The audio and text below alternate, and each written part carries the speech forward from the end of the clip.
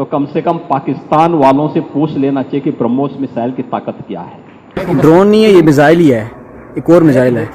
ये आया कहीं फटेगा भी। ओह, पिंडी में मिसाइल मार रही है तो या अल्लाह खैर।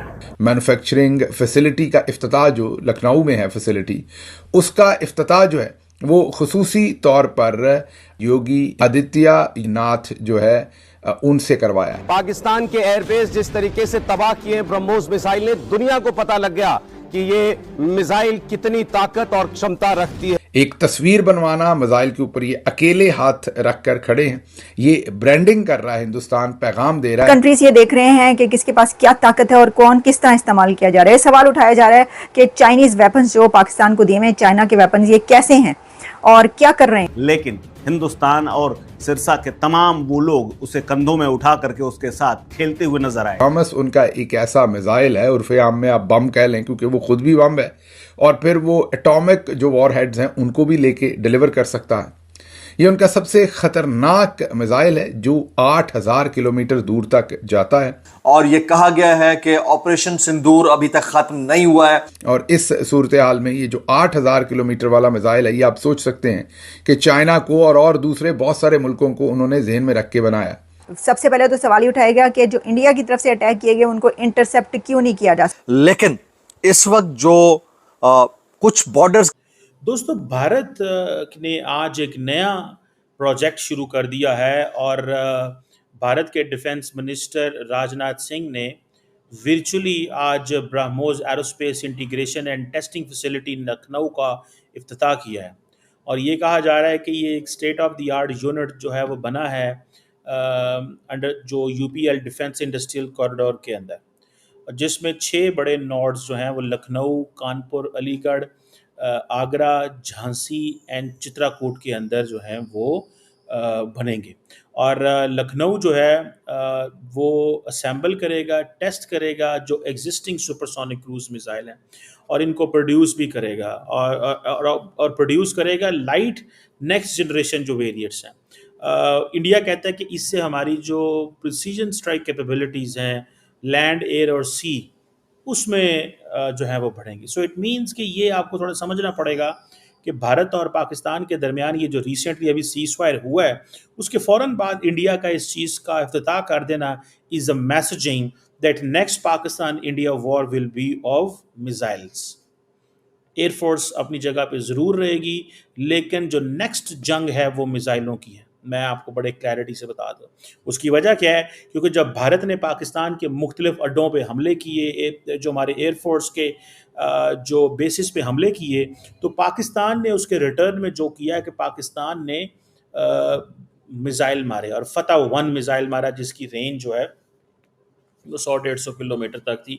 तो वो एक जो पैगाम दे दिया वो बड़ा था कि यार ये क्या कर हो रहा है। तो इसको थोड़ा सा समझने की हमें ज़रूरत है कि ये चीज़ जो है ना वो दैट इज़ देयर। बहरहाल ब्रह्मोस का आपको पता ही है, इंडिया का एक मेजर प्रोजेक्ट है और इस मेजर प्रोजेक्ट होने की वजह से इंडिया इसकी कामयाबी के लिए वो ज़ाहिर बात है कि इम्पॉर्टेंट हमेशा उसकी सिग्निफिकेंस रहती है। ब्रह्मोस मिसाइल आपको पता है इंडिया ने फ़िलिपाइन को भी दिया है, ठीक है, और ब्रह्मोस मिसाइल जो है वो इंडिया उसको भी दे रहा है, क्या नाम है उसका, इंडोनेशिया को भी दे रहा है। और जब हाल ही में इंडोनेशिया के प्रेसिडेंट आए हुए थे तो उनको ये ये ऑफ़र की गई थी कि वो जा सकते हैं और वो सारा कर सकते हैं।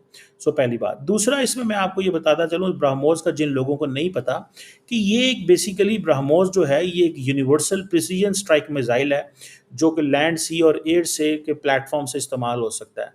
और ये डे एंड नाइट जो ऑपरेशंस हैं उनमें इस्तेमाल होता है और डिफरेंट किस्म के वेदर कंडीशन में भी इस्तेमाल होता है। सो इट इज़ कंसिडर्ड कि ये एक multi road, multi target, multi platform capability का मिसाइल है।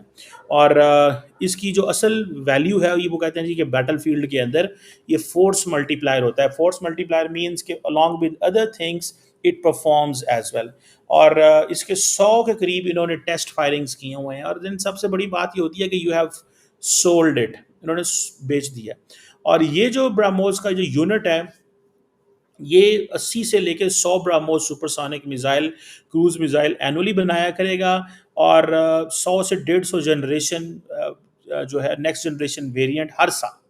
तो इससे आप अंदाज़ा लगा लें कि इंडिया जो है it is going to focus on missile. So मैं जो आपको बात बता रहा हूँ, the real next war between India and Pakistan is on मिसाइलों के ऊपर होगी। ये थोड़ी सी मेरी बात को नोट कर लें। वो जो भाई हमारे, वो दोस्त हमारे जो सुनते हैं, मैं उनको जस्ट ये बताना चाहता हूँ कि the next war between India and Pakistan वो मिसाइलों की है, और वो आपने उसका एक वो जिसे कहते हैं ना देख लिया। पाकिस्तान ज़ाहिर बात है अपनी उस पोजीशन में है कि पाकिस्तान को हर कीमत पे अपना वो लेके चलना है कि हम अपनी जो पोजीशन है उसको मेंटेन करें।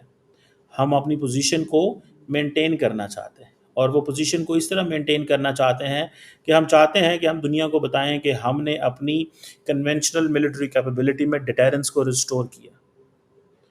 तो ये चीज़ जो है ये इंपॉर्टेंट है। अब ये जो यूनिट इन्होंने बनाया है वो कह रहे हैं 100 से 150, बेसिकली तो सारी बात है ये पाकिस्तान के खिलाफ सारे तो इस्तेमाल नहीं उन्होंने। 500 700 कल कोई जंग होती है 400 500 मार सकते हैं मिसाइल, वो पाकिस्तान के पास जो है वो पाकिस्तान उनको मारेगा। तो ये असल चीज़ है एक्सपोर्ट क्वालिटी, ठीक है जी। 290 से लेके 400 किलोमीटर तक इसकी जो रेंज है, और मतलब बड़ी 3400 किलोमीटर फी घंटे की रफ्तार से ये जा सकता है। और ये जो ब्राह्मोस मिसाइल है ये फायर एंड वो जिसे कहते हैं ना फॉरगेट है। इसमें ऐसा गाइडेंस सिस्टम लगा होता है उसके लिए, हाई प्रिसीजन स्ट्राइक्स के लिए। So fire and forget means कि जहाँ पे आपने इसको फिट किया ये उधर जाके डुस गिर जाएगा। फायर करके फॉरगेट कर जाओ, आपने मार दिया अब खामोश हो जाओ। अब ये जो नेक्स्ट जनरेशन ब्राह्मोस वेरिएंट बनाया जा रहा है, भारत बना रहा है, ये कोई 1290 किलोमीटर तक कहते हैं जा सकता है, ठीक है जी। और जो इंडिया के पास फाइटर जेट्स हैं, अगर आपने उनका नाम सुना हो, सुखोई Su-30 MKI, ये इस तरह के मिसाइल्स को लेके जा सकते हैं। और जो मिसाइल इंडिया की जो यूनिट है, ठीक है जी, ये बड़ी इन्होंने बड़े पैसे पूसे लगाए हैं इसके ऊपर। 80 एकड़ में ये जगह है, 300 करोड़ रुपया लगाया है। और यूपी गवर्नमेंट ने आज सुनने में आया कि ये जगह फ्री दी थी गवर्नमेंट ने इस चीज़ में। और जो इस चीज़ का ये है कि 2021 में ये राजनाथ सिंह साहब ने इसको पहले किया था, और अभी फिर भी 2-3 सालों में फैसिलिटी इन्होंने तैयार कर ली है। उसकी वजह ये है कि इंडिया को इस चीज़ का पता है कि भारत और पाकिस्तान के और चाइना दैन वो जो इंडिया के बात कही जाती है ना कि इसको थोड़ा समझे, इंडिया के अंदर बात की जाती है कि ये 2 फ्रंट वॉर, वो इंडियंस ठीक बात करते हैं, that India talks right. This is a 2 front war. If India will attack Pakistan,